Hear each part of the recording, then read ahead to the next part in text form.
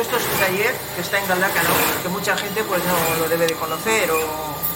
Y llevamos muchos años trabajando para el Corte Inglés exclusivamente, para otras tiendas. Ahora también recientemente pues trabajamos para Fancy, para Anuska, bueno, diferentes tiendas de Galdácano. Y al tener que cerrar, pues bueno, el ayuntamiento se puso en contacto con nosotros a ver si podíamos ayudar con el voluntariado y bueno, y en vez de estar en casa comiéndonos el coco, pues estamos aquí haciendo una obra social.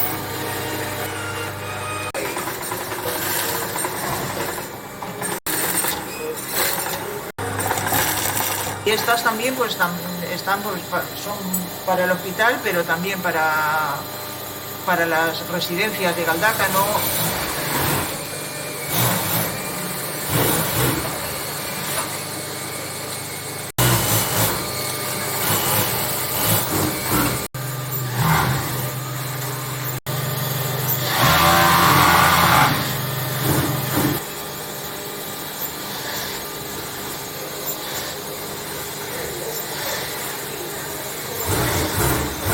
Fue un poco caos, porque lo que nos traían eran las sábanas de operaciones de los quirófanos.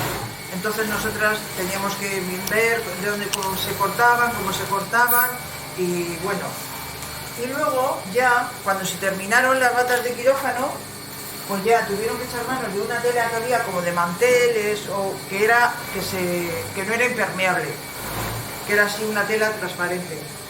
Y decidimos, con bolsas de basura grande, cortábamos manga de tela, manga de plástico. Hicimos delantero de plástico y delantero de tela. Hicimos las batas impermeabilizadas con estas bolsas, con las bolsas.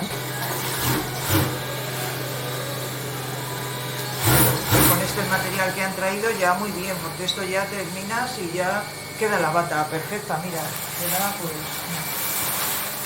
Esto ya queda terminada de todo.